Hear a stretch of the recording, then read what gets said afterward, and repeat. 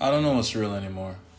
So it hasn't been too long since OpenAI released their newest software, Sora, and it confirmed everything about my what I had prior to AI becoming this good. It was some personal predictions that I had. Now, I want to put this in perspective. When AI first came out, the litmus test we can now use is Will Smith eating spaghetti. It was horrible, horrendous. It was like a dream. It could best be described as that. Having a bunch of random stuff happening and it not making any sense, and me personally, it hurt my head to see, because you try to find order in something that is trying to imagine what order looks like, but it's abstract and random. So originally it came out as that, and I'm not even talking about image generation like Mid-Journey, Stable Diffusion. Those were on its own crazy enough. I mean, being able to have Arnold Schwarzenegger or Michael Jackson just narrate for you or any of those things, that was crazy enough already. Having AI artists, that was something that was seen as something that could potentially happen, but no, it got even better. When text to video came out past Will Smith, I said, well, this is the beginning of something terrifying. We're not going to know what's real. There's going to be people that are going to get framed. There's going to be less and less trust in the internet. There's going to be a lot of fake pages coming out pretending to be human. This was also heightened by the fact that OpenAI kept putting out their voice recognition or voice assistant for ChatGPT that emulated speaking patterns of people in text and vocally, and nobody seemed fazed by that. Nobody seemed surprised by the fact that a computer is following instructions in order to sound and behave like you, or in the way that you expect. But that happened. But now we have Sora. Before Sora, actually, there was VO3. Google had its own AI rollout, VO3. When I saw it, I said, oh, well, I guess this is it. But you can kind of argue that you could still know what was real or fake. Originally, one of the telltale signs was audio glitches. There were some distortions in the voices. There were some clippings that you heard. For example, if I talk, I'm going to put an example in while I'm editing. If I'm talking right now, there would be some pings. Think of mixing music in any DAW, like FL Studio, Ableton, or what have you. To have a good mix, you need to make sure that it stays below a certain threshold. AI, when it was processing the voices, it was still synthetic, so there was still that robotic element that was there. The voice, the vocals, it never mixed properly. It was always strange to hear. And the videos, it was very, very realistic, but you could very clearly tell that it was fake. In the background, there would be a lot of unnatural blending in the background. There would be people walking forwards and backwards at the same time. Their legs would phase. They would walk past one another, into one another, and it would be clearly visible that there was like a fuzz effect going on there. You'd see that and you'd say, okay, then well, damn, that's crazy, that's happening. But it's gotten even better. You could tell that it was AI because the color grading of it seemed too high. There was a lot of contrast, a lot of exposure, too many highlights. It looked fake, it looked synthetic. From a camera's perspective, everything looked too close. Everything looked too near and too far at the same time. And the conversations that happened in a lot of these clips, it was all quite fake. It looked synthetic. So you could very easily tell if you paid hard enough attention that it was fake. But now with Sora, I don't know what's real anymore. I saw Michael Jackson stealing KFC chicken from a random person. Your chicken's looking nice, pal.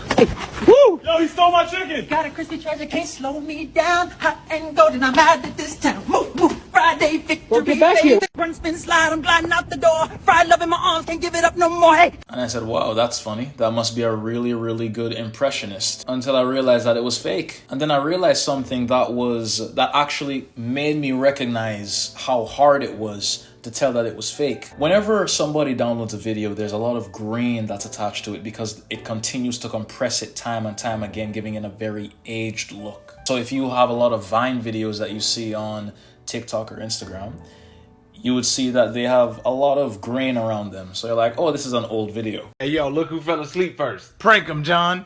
You already know.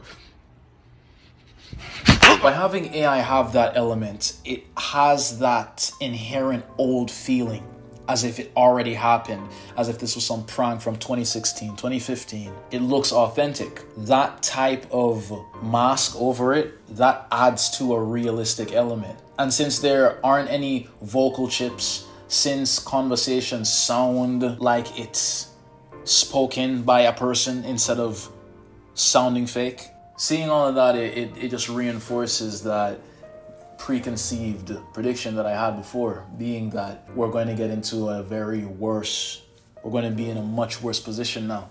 So I don't know what's real. And it hurts to say that, because how are children later on going to be, how are they going to be the ones dealing with this, right?